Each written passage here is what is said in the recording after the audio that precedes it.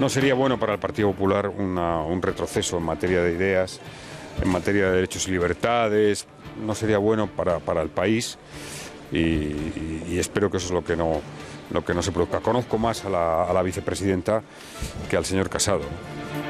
Buenas noches. Soraya Sáenz de Santamaría es la candidata de la izquierda. Es un hecho más que evidente y todavía más después de las palabras de José Luis Rodríguez Zapatero. El expresidente del Gobierno constata lo que era un secreto a voces, sus simpatías por la exvicepresidenta. Alaba su gran capacidad de diálogo, pero desde aquí nos preguntamos si con esa mención se refiere a la operación diálogo que llevó a cabo la Popular con el separatismo catalán. Desastroso, por cierto. La pregunta no es por qué Zapatero apoya abiertamente a Soraya, sino por qué critica abiertamente también a Pablo Casado. Y es que Casado, si se atreve y si le dejan, representa romper con la actual tendencia progresista del PP, que ha sucumbido a los postulados de Zapatero. De hecho, el gobierno de Rajoy en materia de ideas, en asuntos sociales, en cuanto a ideología, pasará a la historia como la segunda parte del gobierno de Zapatero. Sabiendo todo esto, todo encaja. Más noticias en nuestro sumario.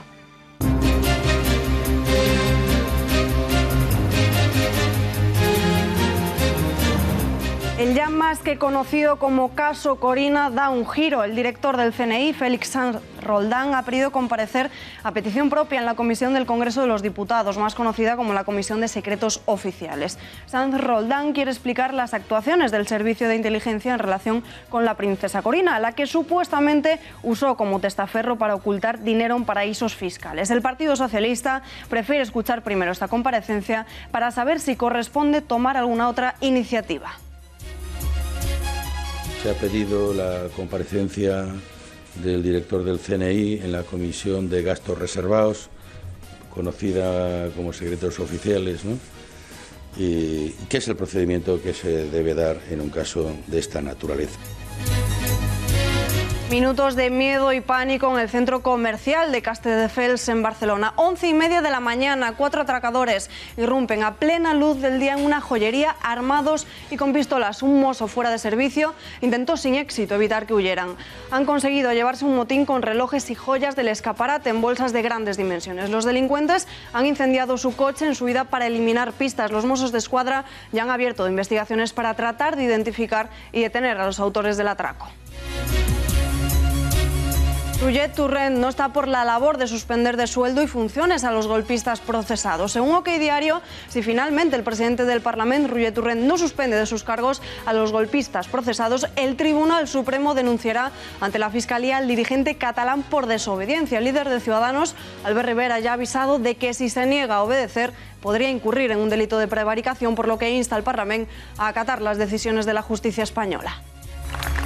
Un parlamento regional, ni autonómico ni nacional, no se dedica a enmendar decisiones judiciales, se dedica a acatarlas y a ejecutarlas.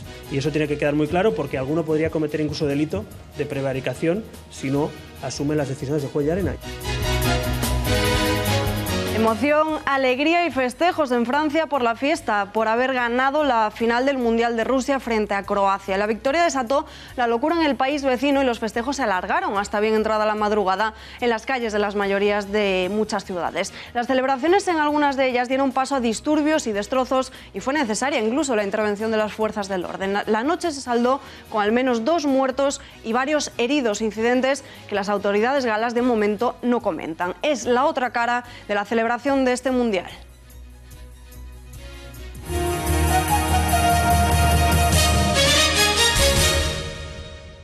Miles de personas se han trasladado este domingo hasta el Valle de los Caídos para protestar contra las intenciones del gobierno de Sánchez de exhumar los restos de Francisco Franco. Multitudinaria asistencia al Valle de los Caídos para protestar contra el intento del gobierno de exhumar los restos de Franco. Ayer domingo se formaban largas colas para asistir a la misa que tenía lugar a las 10 de la mañana. La ofensiva de Pedro Sánchez de trasladar los restos del dictador ha provocado que sus partidarios acudan en masa al lugar en el que está enterrado, junto a más de 33.000 combatientes de los dos bandos de la guerra civil. La asociación Movimiento por España convocó una peregrinación nacional contra la exhumación para dejar claro que muchos españoles rechazan los planes de la izquierda de sacar a Franco del Valle. Desde hace días habían difundido pancartas con el lema "El Valle no se toca". Por cierto, entre los asistentes se encontraba el bisnieto de Franco y sobrino del rey emérito Luis Alfonso de Borbón. Más allá de esta polémica, hoy una encuesta publicada por el diario El Mundo revela que solo el 40% de los españoles quieren desenterrar a Franco del Valle de los Caídos. Además, la mayoría de los encuestados cree que se trata de un mal momento para tratar este tema. Así lo cree el 54,3%. Por lo tanto, está claro que el objetivo de la izquierda de sacar a Franco del Valle de los Caídos no responde a una demanda social, sino a la pretensión del expresidente Zapatero de deslegitimar ese periodo histórico. Esta propuesta socialista ha sido duramente criticada por el candidato a liderar el PP, Pablo Casado. Asegura que la iniciativa del Gobierno se corresponde solo por rédito electoral. Casado ha afirmado que él no se gastaría ni un solo euro para desenterrar a Franco del Valle para volver a enterrarlo después. Lo que más me preocupa sobre todo esto es que Pedro Sánchez está siguiendo la agenda de José Luis Rodríguez Zapatero. Es decir, plantear cuestiones innecesarias solo por rédito electoral con el riesgo de fracturar gravemente la sociedad. Yo creo que tenemos que mirar al futuro y hacerlo con el orgullo de saber que formamos parte de un país en el que unos y otros, rojos y azules, represaliados y personas que estaban en ese gobierno, se dieron la mano. Pero es que atención, porque la memoria histórica de Pedro Sánchez no se queda aquí. Nuestro presidente del Gobierno va a subvencionar, según OK Diario, a asociaciones que hacen apología del Frente Popular, entre ellas la Fundación Domingo Malagón, Anastasio de Gracia u Horacio Fernández. La de Domingo Malagón, por cierto, recibió del Gobierno de Zapatero subvenciones de 421.000 euros. Se trata de asociaciones que ensalzan a figuras protagonistas del bando republicano de la Guerra Civil Española. Profundizamos en este asunto con Fernando Paz, historiador y director de Tiempos Modernos. Fernando, muy buenas noches. Muy buenas noches. ¿Qué supuso para España el gobierno del Frente Popular? Bueno, fue el gobierno que antecedió al estallido de la Guerra Civil y desde luego no fue por casualidad. Es un gobierno que llegó al poder de forma ilegítima, como ha sido claramente demostrado por los últimos estudios publicados recientemente. Es un gobierno que nunca tuvo que haber estado en el poder en España y que ejerció, sumando a esa ilegitimidad de origen, ejerció el poder de una manera también ilegítima, mediante una ilegitimidad de ejercicio.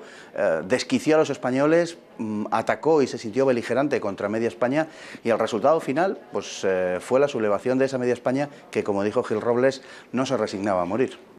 Entre las asociaciones que van a recibir subvención por parte del Gobierno se encuentran las dedicadas a Domingo Malagón, Anastasio de Gracia u Horacio Fernández. Todos ellos formaron parte del Frente Popular. ¿Por qué este Gobierno de la Segunda República no ha pasado de la historia como ilegítimo?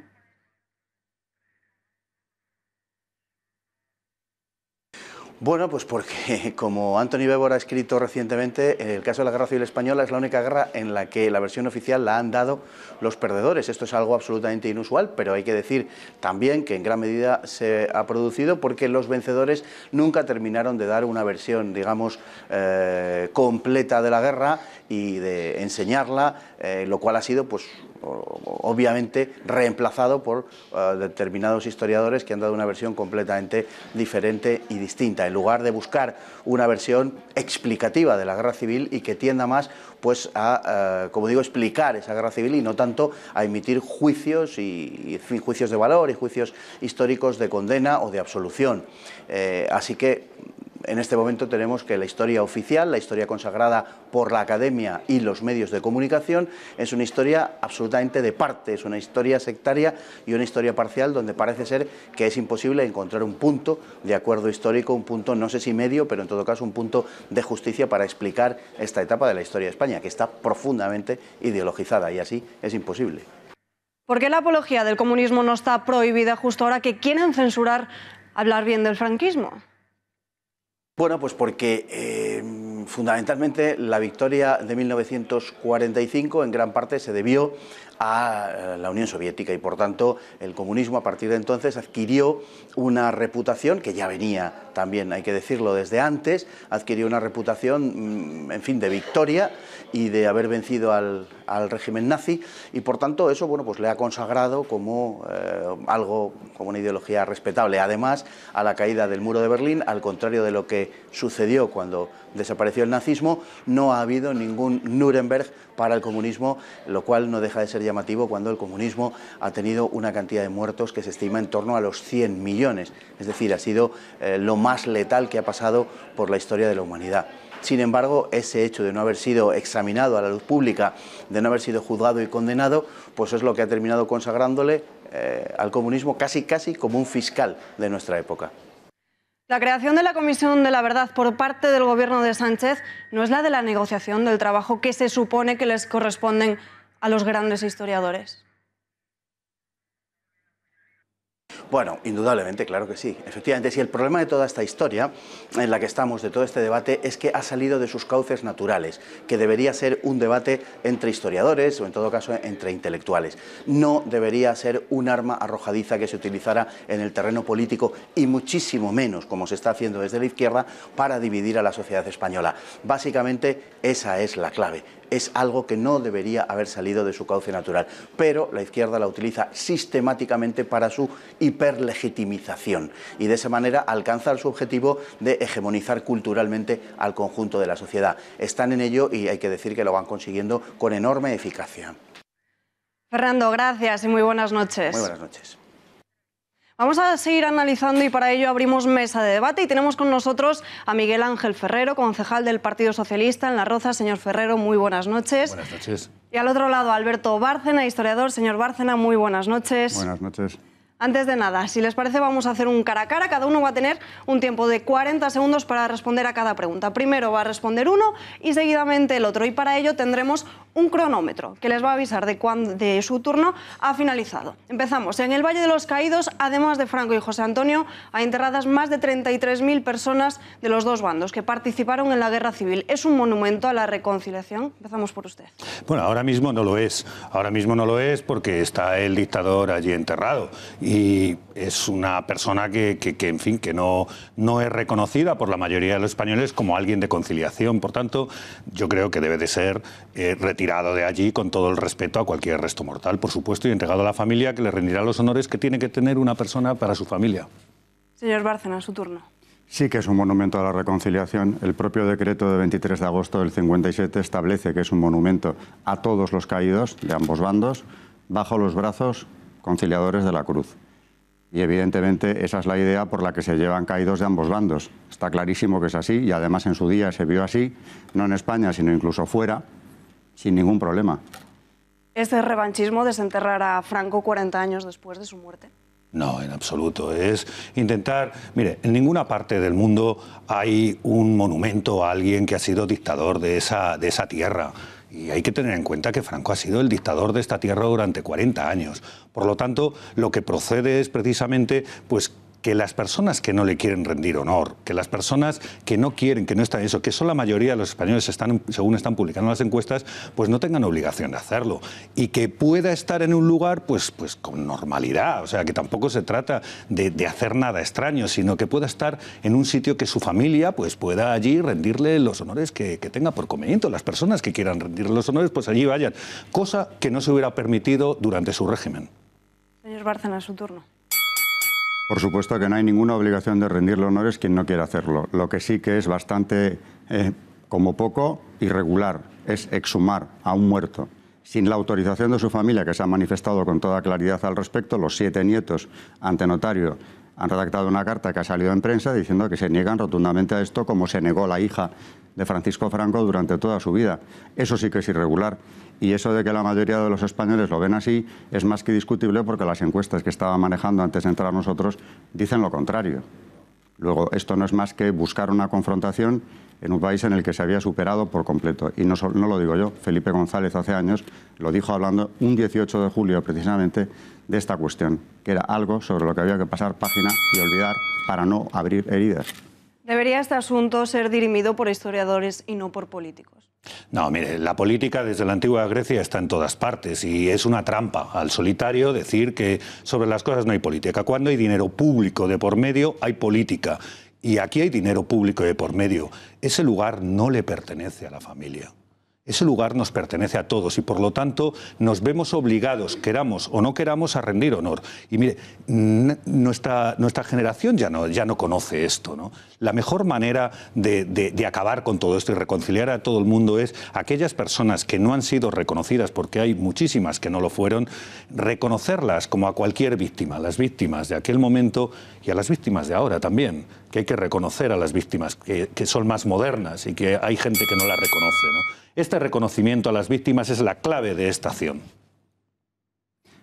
No sé de qué víctimas se está hablando ahora mismo, pero desde luego los caídos en la guerra civil son los que son y están ahí precisamente representados un amplio porcentaje de ellos, y lo que sería verdaderamente humillante para todos es que se proceda al plan que está previsto, de sacralizar una basílica católica, convertir aquello en una especie de museo de los horrores del franquismo, cuando bien, en ese caso, pongamos los otros horrores. Y hablando de honores públicos, tenemos en el Paseo de la Castellana a Indalecio Prieto y Largo Caballero, líderes del Partido Socialista Obrero Español, que fueron los que organizaron la Revolución de Asturias del año 34, que acabó en una guerra civil, que por cierto tuvo que resolver Franco.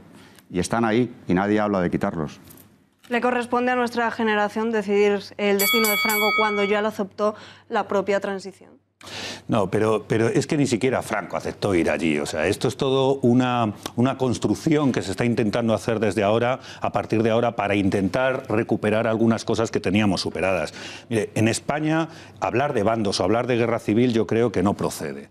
Lo que procede es traer a colación a las víctimas, me refiero a todas las víctimas de después de la guerra, a las víctimas que ya estaban dentro de un régimen que era dictatorial y que no fueron muertas durante la guerra, que puede ser entendida dentro del derecho de guerra y dentro de lo que supone la brutalidad que suponen las guerras. No, me estoy refiriendo a algo peor todavía, que es cuando ya ha terminado la guerra. A esas víctimas me refiero. Y esas víctimas que no están reconocidas merecen ese reconocimiento. Como lo merecen todas las víctimas de la retaguardia republicana, que verdaderamente son un número impresionante. Solamente clérigos, 7.000 muertos en la zona republicana por el hecho de serlo. Por supuesto. Y eso como si no hubiera ocurrido. Pero es que estamos llegando al esperpento de que se homenajea a los chequistas. Los chequistas sabemos perfectamente, mi universidad ha hecho un estudio, el más serio hasta ahora, sobre el tema, y sabemos lo que pasaba en las checas. Detenciones ilegales, torturas y muchas veces ejecuciones sumarísimas, vamos, sin juicio siquiera. ¿Cómo se puede homenajear eso? Hemos llegado a eso y yo creo que es el momento de poner las cosas en su sitio y decir la verdad. La verdad tiene que imponerse.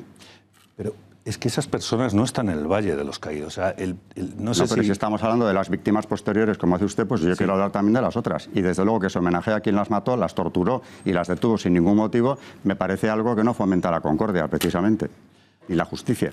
Sí, pero precisamente para que haya una concordia y que haya una justicia, lo que debemos hacer es deshacer cualquier monumento a cualquier persona que haya sido dictador o que haya operado en esos momentos. Y existe un gran monumento en España. Ese monumento es el Valle de los Caídos, que todos sabemos cómo se construyó. Que no es a un dictador. La mejor manera... Bueno, yo sí que pienso que es un dictador, como lo piensa la mayoría de historiadores del mundo. No, la mayoría no. Y no me diga usted que había democracia durante esos 40 años y que se podía uno con libertad expresar, porque yo creo que ni lo que pasó el domingo en el Valle de los Caídos, si hubiera sido de contrario en el pasado régimen, se hubiera podido producir. Libertad, ahora que hablamos de ella, se quiere suspender por completo. La nueva ley de memoria histórica, la que trae Pedro Sánchez, contempla el delito de opinión. Todo lo contrario, lo que vamos a hacer es cambiar la ley Mordaza para que pueda haber opinión. Todo lo contrario, el que no opine lo que quiere precisamente esta ley puede ir a la cárcel y ser inhabilitado. Léase el borrador del proyecto. Lo he leído y lo que habla es apología del franquismo y del fascismo. Vaya. Apología. Sí, pero yo no puedo habla de dar opinión. Yo puedo hacer un libro a favor de Stalin, a favor de Pol Pot o de Mao Zedong y no me pasa nada. No gobernaron España. Nada. No gobernaron España. Pero no importa, claro. No, y en sí cambio, me importa. Sí, eso no importa. Son dictadores. Así, y creo que no pero yo de esos ningún puedo monumento. hacer cualquier enaltecimiento sin ningún problema. No lo puedo hacer de Francisco Franco. Porque ha gobernado España. Ah, vaya. Y lo bueno que hizo tampoco importa nada, porque si hacemos un balance del régimen habría que verlo con detenimiento. Por cierto, Stalin y todos los dictadores asesinos del mundo no deberían tener ningún monumento. Pero ninguno, lo tienen. Y en España no deberían de tenerlo y no lo tienen. Bueno, tampoco Largo Caballero ni Indalecio Prieto deberían tenerlo. Y lo tienen, están en la Castellana hace muchos años y nadie habla de quitarlos. Y habría que ver la historia de ambos. Pero lo digo para dejarlo claro, la opinión de cada uno. Yo creo que ningún dictador comunista o del sentido que sea, es que se aleja incluso de las ideas que ha tenido, porque lo único que le lleva a los dictadores es machacar a su pueblo, asesinar a su pueblo y dictar a su pueblo. Y no deberíamos tener a dos golpistas que trataron de destruir la República, la Segunda República, como son los dos que yo le digo. Y que yo sepa, no hay ningún movimiento en contra de eso. Señores, si les parece, vamos a seguir con este debate. ¿Cuál debería ser el lugar para enterrar a Franco, teniendo en cuenta que él nunca pidió eterno descanso en el Valle de los Caídos? Claro, esa es otra, que el otro día con el presidente de la Fundación, Francisco Franco, tuve ocasión de discutir en esta misma cadena y de charlar un rato, y él mismo lo asumía. Es que nunca le pidió ser enterrado en este sitio, por lo tanto la cosa se facilita muchísimo, porque negar hasta la evidencia, que yo le he oído también negar, pues es algo que no tiene sentido. Por lo tanto, el lugar debe de ser pues el cementerio que piense su familia. Su mujer está precisamente donde se estaba pensando, está en el Pardo, en un lugar en el que de manera familiar, de una manera pequeña, de la manera que tenga cada uno por oportuno, pues pueda rendirle el homenaje o no, porque seremos muchos los que no queramos rendirle ningún tipo de homenaje. Después de 40 años que han transcurrido desde que se le enterró allí, es verdad que él no tuvo nada que ver en esa decisión, pero después de 40 años de desenterrarle, y yo me pongo en el lugar de la familia, no es algo precisamente que se pueda aceptar con tranquilidad, porque si a mí tuvieran que devolverme los restos de mi padre o de mi abuelo, me parecería algo verdaderamente ofensivo. Eso por una parte. Y por otra, es verdad que él no pidió estar enterrado allí, de acuerdo. Pero si la familia ya se ha manifestado precisamente en contrario, razón de más para no hacerlo. Y además lo que están pidiendo las familias que quieren exhumaciones en el Valle de los Caídos es precisamente la no autorización que, según ellos, se produjo cuando sus familiares fueron trasladados allí. O sea que a eso sí hay que hacerles caso, pero a la familia de Francisco Franco no hay que hacérselo. Porque está en un lugar público. Como los que otros. ha sido construido con el dinero de todos los españoles, con el esfuerzo de todos los españoles y con la sangre de los españoles. No, ¿con qué sangre de los españoles? El Valle de los Caídos, a mí no me va a contar usted cómo se construyó, porque mi tesis doctoral está hecha sobre eso. Y de sangre de los españoles ahí no hay nada. Todo lo contrario. Pues aquí lo tenemos que dejar. Hasta aquí este interesante debate. Miguel Ángel Ferrero, concejal del Partido Socialista en Las Rozas. Muchas gracias por estar aquí con nosotros. Gracias por invitarme. Buenas noches. Y Alberto Bárcena, historiador, muchas gracias. Un placer. Gracias.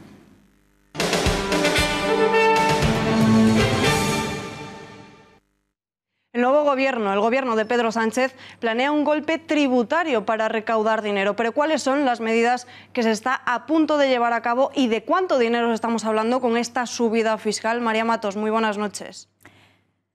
Buenas noches. Pues estamos hablando de casi 32.000 millones de euros, lo que sería equivalente a que cada ciudadano español ponga 700 euros de su bolsillo. Las medidas son 8. Vamos a empezar con la primera, que consta de aumentar las cotizaciones a los autónomos a base de elevar sustancialmente el pago a la seguridad social que hacen. De esto se estima que se generaría entre 5.000 y 7.000 millones de euros, pero sería previsible que esto aumentase el intento de evasión fiscal. Siguiente medida, modificaciones en las cotizaciones sociales. El gobierno quiere destoparlas entre los sueldos de más de 45.000 euros, es decir, que se empiece a pagar acorde con lo que se gana. En total, la medida generaría 4.500 millones de euros. Esto supone que para 2 millones de asalariados su coste laboral se dispararía, lo que podría empujar a muchos de estos profesionales a diseñar nuevos esquemas retributivos. Pedro Sánchez quiere aumentar también el impuesto de sociedades, quiere introducir una especie de suelo para que haya un pago mínimo del 15%. Esto supondría un repunte de 6.000 millones, aunque el impacto tendría que matizarse con esa previsible deslocalización fiscal de las grandes compañías afectadas. Ha planteado también un recorte en las deducciones que afectaría a las ventas empresariales. Con esta medida hablamos de otros 10.000 millones de euros de recaudación extra, aunque también sería de esperar que semejante subida pues animase a esas empresas afectadas a trasladar su operativa fiscal a otros países. Y seguimos viendo más medidas. El Gobierno quiere crear también un nuevo impuesto a la banca y también un nuevo impuesto de transacciones financieras. Supondría una recaudación de 2.000 millones. Y también quiere elevar el impuesto al diésel, que pase del 30,7 al 40,25 centímetros por litro. Otros 2.000 millones de euros recaudados. Parece ser que también podría llevarse a cabo la famosa tasa Google, en la que habría que pagar impuestos por la intermediación de los servicios y también por la venta de los datos digitales. Otra vez habría que andarse con ojo porque este sector tecnológico podría trasladarse a otros países y no recaudar pues esos 600 millones que tienen pensados. Y ya por último, quiere obligar a la Comunidad de Madrid a pagar el impuesto del patrimonio y ya así pues que no haya ningún trato de favor frente a otras comunidades autónomas. Esto supondría alrededor de 660 millones de euros. Y ya por último, sí, una armonización del impuesto de sucesiones y donaciones. Esta propuesta reforzaría el peso en las distintas comunidades autónomas y que hoy lo bonifican al 99%. Pero aún no se sabe de cuánto dinero estaríamos hablando. En total, las 8 medidas, Alba, hablamos de casi 32.000 millones de euros. Gracias, María. Y vamos a hablar de todas estas medidas que el Gobierno socialista quiere llevar a cabo con el catedrático de Economía Aplicada en la Universidad CEU San Pablo, Javier Morillas. Tenemos conexión en directo con el señor Morillas. Muy buenas noches. Buenas noches. Una de las medidas que pretende imponer Sánchez se basa en aumentar las cotizaciones a los autónomos. ¿Aumentaría esto el intento de evasión fiscal o no? Bueno, esta medida se ha justificado con un intento de que los autónomos paguen por lo que ingresan. Realmente este ha sido siempre el objetivo del régimen general de autónomos. Yo creo que con esto lo que se va a conseguir es al contrario. Lo que se va a conseguir es incrementar la economía sumergida y ante esa mayor presión impositiva para unos trabajadores que son empresarios de sí mismos, que trabajan para sí mismos, que tienen unos salarios pues desiguales un mes con otro y a lo largo del año, yo creo que va a ser un desincentivo precisamente para que aporten y contribuyan a la seguridad social. ¿Esto va a ser una medida que no fomente la contratación? Obviamente no va a fomentar la contratación y lo que digo es que también va a contribuir a aumentar la economía sumergida. ¿Cuáles van a ser las consecuencias de que se eleve el coste laboral de 2 millones de trabajadores al quitar el techo de cotización a los sueldos de quienes ganan más de 45.000 euros? Esto viene a ser otro impuesto que al final recae sobre las propias empresas. Ya tenemos unos costes de seguridad que es 5 o 6 puntos aproximadamente por encima de la media de la Unión Europea, pues ahora ese diferencial aumenta y para todos esos trabajadores a los que se les va a destopar la seguridad social, lo que supone es una mayor carga de este tipo de gastos de seguridad social por parte de las empresas, con lo cual pues las empresas van a haber reducido sus posibilidades de inversión, de renovación de maquinaria, incluso de contratación de nuevos trabajadores. Todo lo que sea cargar de impuestos, de gastos fijos a las empresas, indudablemente va a repercutir en la inversión y en la creación de empleo. ¿Cómo valora la subida de impuesto al diésel? ¿Acaso se mira con esto al medio ambiente? Bueno, hay que tener mucho cuidado en una medida de ese tipo porque sabemos que el sector de la automoción es nuestro primero o segundo sector exportador dentro de nuestra gran actividad de comercio exterior y la automoción también, el diésel forma parte de él. No es tanto el impacto sobre el medio ambiente que causa el diésel, por tanto aquí lo que vemos más bien es sobre pretexto de introducir una medida de carácter medioambiental, más bien una subida impositiva, otra subida impositiva en un segmento más de la actividad económica. ¿Qué efecto tendría en la Comunidad de Madrid el obligar a pagar el impuesto de sucesiones? Indudablemente haría a la Comunidad de Madrid pues un espacio mucho menos atractivo para la inversión, para la creación de empleo, para el establecimiento de ciudadanos, de empresas en general. Yo creo que el intentar igualar, pero siempre por arriba en lo que se refiere al pago de impuestos entre las comunidades autónomas es negativo. Más bien lo que tendríamos que coger es de la experiencia de otros lugares, el caso de Estados Unidos, ¿no? También cómo los ciudadanos se mueven de un estado a otro, porque esa disparidad fiscal lo que permite es examinar también a los gobiernos de los diferentes espacios económicos, ver cómo se comportan, ver cuáles son sus medidas de racionalización de gasto. Todo no puede ser introducir incrementos de impuestos, y es que vemos que el gobierno realmente se ha lanzado por esa senda antes de empezar a ver dónde se puede producir algún ahorro en la administración, dónde hay algún organismo de carácter administrativo que esté duplicado o que se pueda eliminar, etcétera. Javier Morillas, gracias por arrojar un poco de luz sobre este asunto y muy buenas noches. Buenas noches.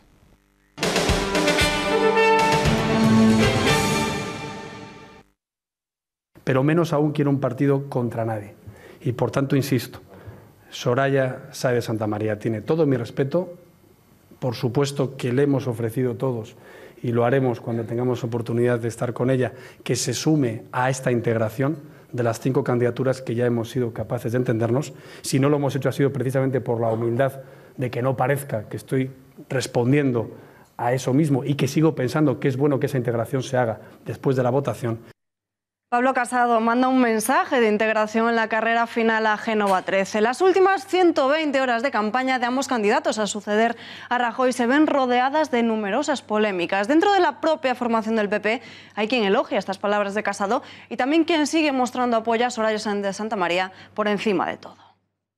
Yo creo que tengo un mensaje de renovación ideológica y que creo que está bien, y también un mensaje de integración que también creo que está bien. Este partido tiene que contar absolutamente con todo el mundo. Yo no soy partidario de que se mantenga la unidad del Partido Popular, que es la gran fortaleza del Partido Popular, y yo estoy convencido que todos los candidatos también saben que ese es el gran valor del Partido Popular y están trabajando por ello. Ha habido una votación mayoritaria a favor de Soraya Sáez de Santamaría en la primera vuelta y que por tanto ella ha ganado. Por tanto, como ha ganado, pues yo creo que ahora ya lo importante sería que pudiera encabezar una candidatura de integración, de unidad. Entre los apoyos a la ex vicepresidenta, atención al último respaldo estrella, José Luis Rodríguez Zapatero. El expresidente del Gobierno no ha dudado este lunes en mostrar claramente sus preferencias entre los dos candidatos a presidir el partido. Zapatero ha dicho que ha estado muy pendiente de los debates que se han producido y que Pablo Casado sería un retroceso en las ideas.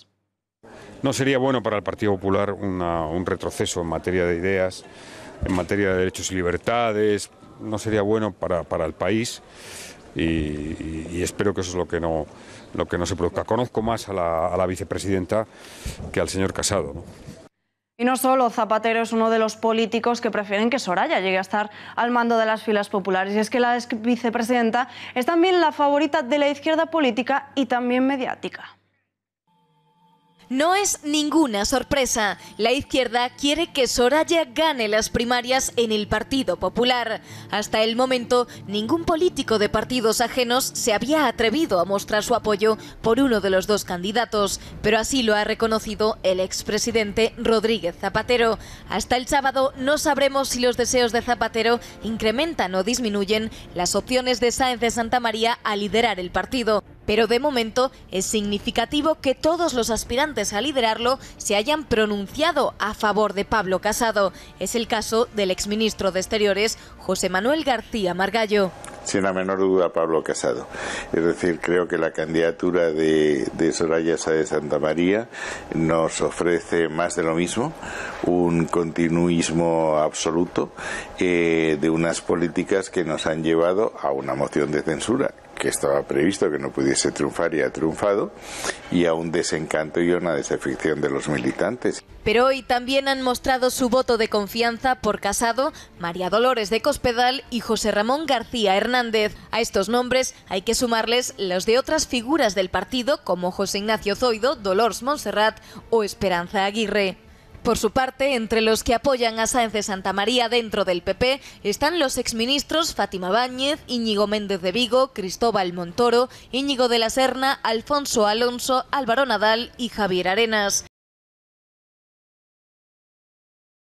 Que ocurra el sábado lo saben hasta fuera del partido, porque no solo se decide el futuro más inmediato del Partido Popular, sino también la clase de oposición que tendrá Pedro Sánchez hasta 2020, y eso importa y mucho a la izquierda.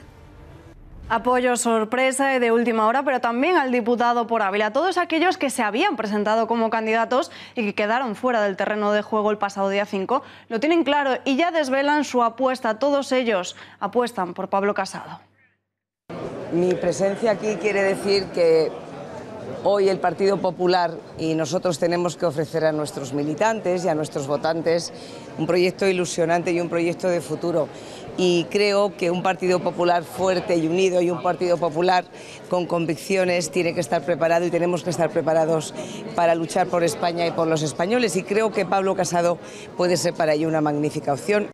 Esa persona que puede ambicionar un Partido Popular mejor, una España mejor, creo que es la persona que nos haría crecer en votos al Partido Popular con unas señas y con unos valores bien claros. Es un hombre liberal, pero con unos principios sólidos donde todos los demás podemos crecer también, y así lo ha dicho, ¿no? Es un partido donde caben todos. Y yo creo que esa es la opción más real y se van sumando apoyos y yo creo que a medida que pasen los días pues irán decantándose todavía muchos más. Bueno, y en medio de la lucha por la presidencia del partido, el vídeo anónimo de Cuéntame cómo vais a renovarnos está dando la vuelta a todas las redes sociales, simulando estar en los años 80 para subrayar que algunos de los principales apoyos de Santamaría ya estaban en política entonces y que, por tanto, no pueden refundar el partido. La candidata exige ahora que se investigue la autoría del vídeo. Este vídeo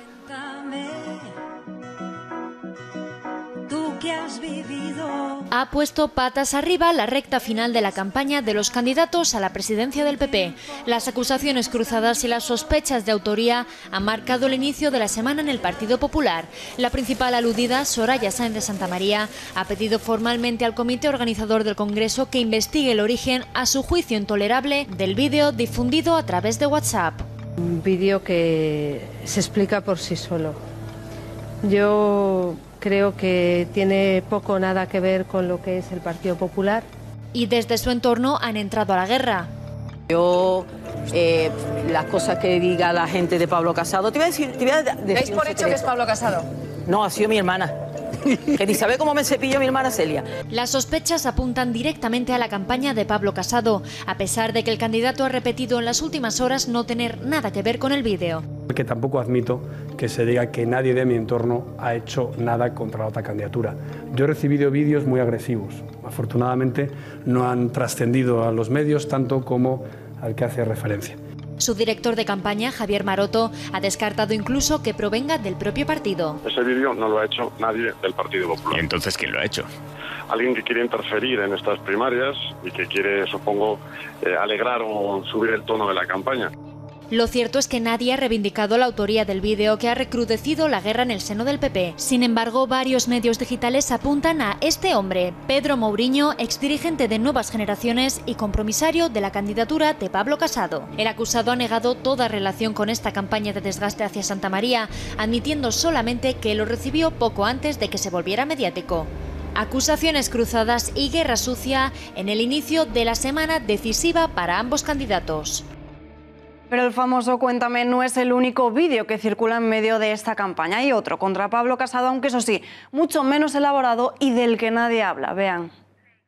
La lengua catalana, desde luego, quiero decir que no solamente la leo desde hace muchos años, la entiendo y además, cuando estoy en círculos reducidos, no muy amplios, la hablo también. Gustaríame falar galego, lo hago en la intimidad. De Sinyes vivim, del so dels Sinyes, no la vida del mot, sino la pel del... Analizamos las últimas horas de la campaña popular con Sergio López, concejal del Partido Popular en Fuenlabrada. Tenemos conexión en directo con el señor López. Muy buenas noches. ¿Qué tal? Buenas noches. Hoy Zapatero ha mostrado abiertamente su apoyo a Soraya Sáenz de Santamaría. ¿Aumenta o disminuye esto sus opciones de ganar? Bueno, yo creo que Pablo lo ha dicho muchas veces, ¿no? Que él es el candidato más odiado por la izquierda y bueno, por defecto el más querido dentro del Partido Popular, ¿no? Yo creo que estas declaraciones de Zapatero hacen un flaco favor a Soraya. Pablo es una persona de convicciones, de ideología y de principios inamovibles, y yo creo que eso es lo que de alguna manera durante estos últimos años nos han pedido desde el partido, desde las bases del partido, ¿no? Que tengamos una ideología clara y saber en qué dirección vamos en todos los ámbitos de la vida, en todo lo que la sociedad nos está pidiendo, y Pablo es algo que tiene muy claro y que además en esta campaña yo creo que está dejando meridianamente claro, ¿no? Valga la redundancia. Como usted dice, Pablo Casado es el candidato que más enrabieta a la izquierda y por tanto Soraya no rebatiría ninguno de los postulados progresistas. Bueno, yo no sé si ella los rebatiría o no. Yo sé que lógicamente Soraya ha sido vicepresidenta del gobierno de Rajoy, que han tenido una gestión al frente del gobierno donde yo creo que probablemente pues un poco la vorágine de sacar el país de una crisis en la que el gobierno socialista de Zapatero nos metió, se preocuparon de sacar adelante el país y probablemente se desocuparon de otras cuestiones más ideológicas, y que Pablo lógicamente ha cogido ese caballo de batalla que es, oiga, y yo necesito, el Partido Popular necesita rearmarse ideológicamente y salir hacia el electorado y hacia lógicamente nuestros propios afiliados para defender una ideología que jamás deberíamos haber perdido un poco ese discurso, ¿no? Y Pablo es la persona que, como decíamos al principio, puede disputar ese terreno, y sobre todo una cosa más importante, que puede disputar el terreno que Ciudadanos, de una manera completamente gratuita, porque ellos no han ganado nada, simplemente las circunstancias les han favorecido, pero Pablo es el mejor antídoto para recuperar ese espectro de votantes electoral de Ciudadanos. Tanto el famoso vídeo de Cuéntame como el que ataca al propio Pablo Casado salen de dentro del partido. No, yo estoy completamente seguro que no. Además, yo tengo el honor de estar de manera más cercana a la candidatura de Pablo dentro de aquí de Madrid, y para nada, o sea, absolutamente y rotundamente la candidatura de Pablo ni en Madrid ni en ninguna de las regiones ha tenido nada que ver con este vídeo. Es un vídeo que hace daño al partido realmente, y yo creo que de alguna manera y probablemente haya bueno, pues medios de comunicación o personas más cercanas o vinculadas a la izquierda que pueda lanzar este vídeo para intentar dividir, ¿no?, las dos candidaturas. Pablo lo ha dicho siempre: si él gana, gana el partido; si él gana, nadie pierde. Yo estoy completamente seguro que la victoria de Pablo Casado al frente de la presidencia del partido hará que el partido se una mejor que con ninguna otra victoria, y el vídeo, lo ha dicho él, lo ha dicho su equipo a nivel nacional, no tiene absolutamente nada que ver con nosotros, y negamos la mayor. O sea, eso no tiene nada que ver con la candidatura de Pablo. Nosotros defendemos la unidad del partido y lógicamente así lo hemos defendido. ¿Debería haber una candidatura de integración como reclaman algunos de los dirigentes populares? Yo creo que la candidatura de integración, como bien ha dicho Pablo y como al final estatutariamente nos hemos otorgado los militantes y afiliados del partido, debe venir siempre después de cumplir las reglas del juego. Las reglas del juego marcaban dos vueltas. La primera vuelta, que ya ha pasado, donde pasan tanto Pablo Casado como Soraya, y una segunda vuelta donde los compromisarios, los más de 3.000 compromisarios, debemos de elegir quién será finalmente nuestro presidente. Compromisarios que hay una parte que son miembros natos y otra parte que se han elegido también las sedes de manera democrática. Hay sedes, como por ejemplo es la mía, donde teníamos 3 compromisarios estatutariamente, nos hemos presentado 4 personas y los afiliados han elegido las 3 personas que vamos a representar a la sede del PP de Fuenlabrada en el Congreso Nacional, con la legitimidad que nos dan esas urnas. A partir de ahí, yo creo que los compromisarios son perfectamente maduros, políticamente hablando, para poder elegir una de las dos opciones. Pero yo creo que hay que jugar el partido, como bien dice Pablo, hasta el final, y una vez que termine el partido, en este caso el Congreso de este fin de semana, lógicamente unir. En el partido no sobra nadie, ni la candidatura de Soraya que ha pasado, ni las otras candidaturas que ya se han unido al proyecto de Pablo Casado. Cuantos más seamos de cara a enfrentar las siguientes elecciones municipales autonómicas y las siguientes nacionales, mucho mejor, y en esa línea está Pablo, y yo os puedo garantizar que le conozco de una manera más personal y esa es su manera de trabajar, aunar, sumar y como presidente del partido estoy seguro que es lo que va a hacer. Sergio López, muchas gracias por estar con nosotros en directo y buenas noches. Gracias a vosotros, un placer.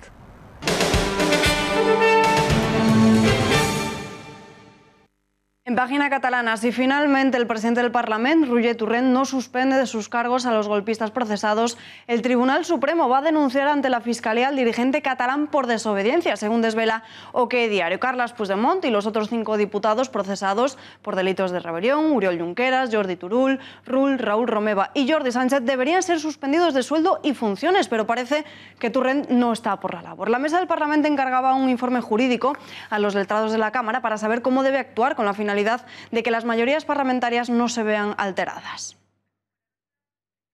Albert Rivera ya ha instado al Parlamento a acatar las decisiones del magistrado. El líder de Ciudadanos avisa de que si se niega a obedecer podría incurrir en un delito de prevaricación. Quiero matizar, y es importante, que el juez Llarena ha tomado una decisión y el Parlamento catalán no tiene que decidir. Tiene que ejecutar la decisión del juez y tiene que suspender a todos esos diputados. Por tanto, un Parlamento regional, ni autonómico ni nacional, no se dedica a enmendar decisiones judiciales, se dedica a acatarlas y a ejecutarlas. Y eso tiene que quedar muy claro porque alguno podría cometer incluso delito de prevaricación si no asume las decisiones del juez Llarena. Y el juez Llarena ha sido muy claro, hay que suspender, en este caso por el procesamiento, a los cargos públicos que están en esa pieza del 1 de octubre. Las decisiones del gobierno de Pedro Sánchez en torno al conflicto político catalán no han sido bien aplaudidas por el resto de formaciones políticas, pero tampoco por los ciudadanos. La mayoría de los españoles consideran que el Ejecutivo tiene una actitud demasiado blanda con el separatismo. Así se demuestra en una encuesta realizada por Sigma 2 para El Mundo. Bajo la pregunta de cómo valora la actitud que mantiene el gobierno con los partidos independentistas, un 45,5% cree que es demasiado floja, mientras que solamente un 35% cree que es adecuada y muy dura, un 6%. Las diferentes acciones llevadas a cabo, como el acercamiento de los golpistas encarcelados y ofrecer diálogo constante a los independentistas como moneda de cambio, es algo más que claro.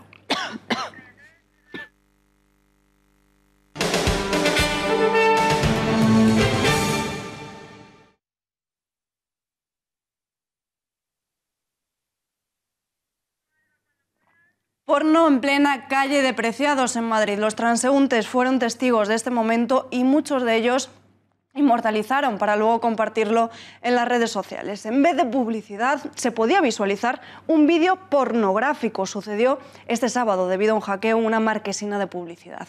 Alrededor de las 7 de la tarde, agentes de la unidad de intervención policial cubrieron con una manta esta pantalla para evitar que más ciudadanos y turistas continuasen viendo estas imágenes.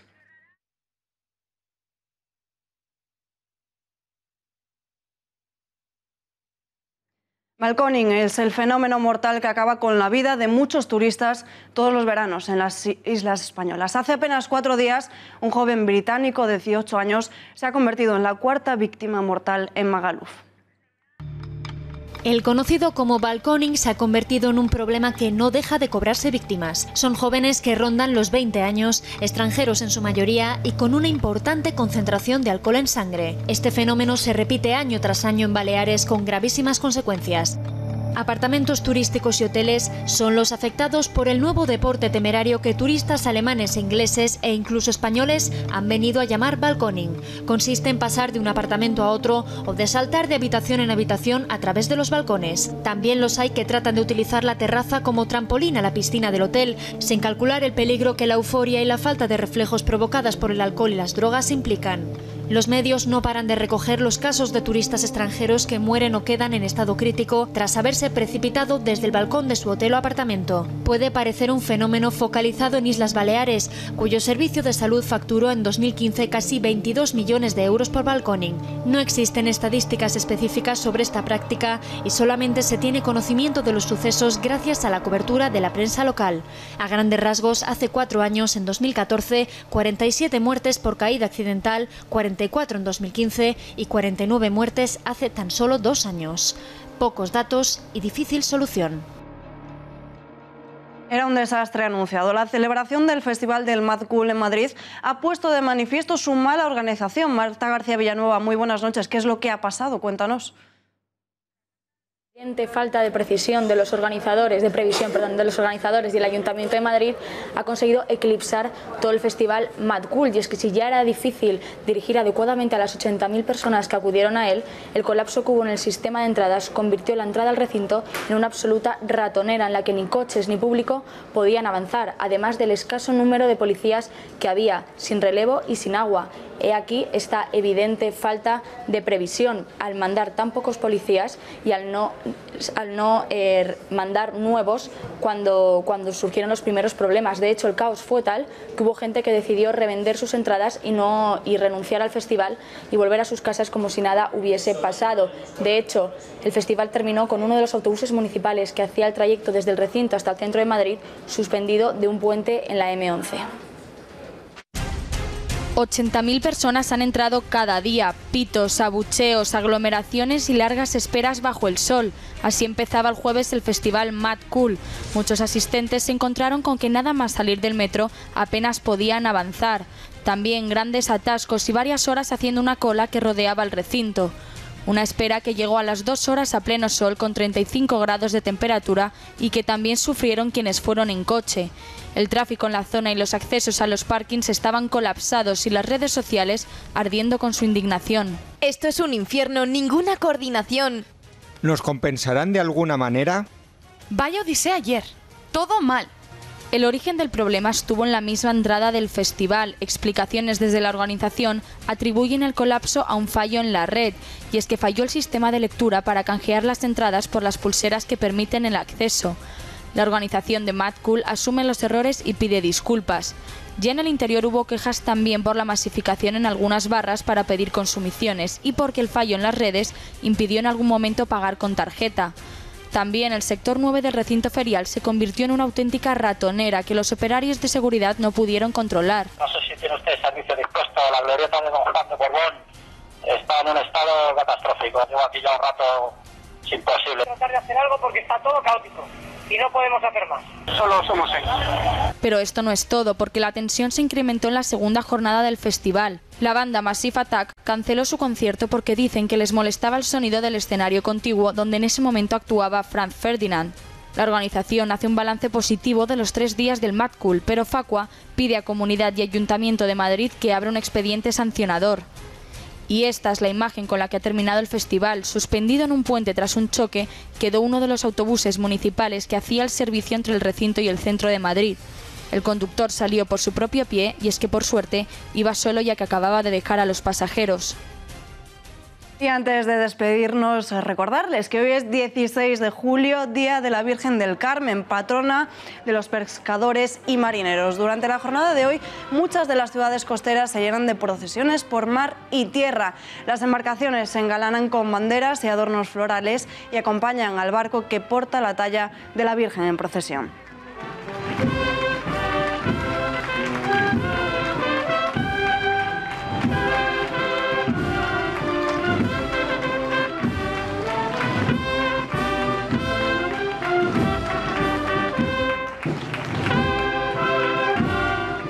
Con estas imágenes nos despedimos. Volvemos mañana a las 8:30 con más información. Mientras tanto, les dejamos con el tiempo, tiempos modernos y el gato al agua. Que tengan una buena noche. Hasta mañana.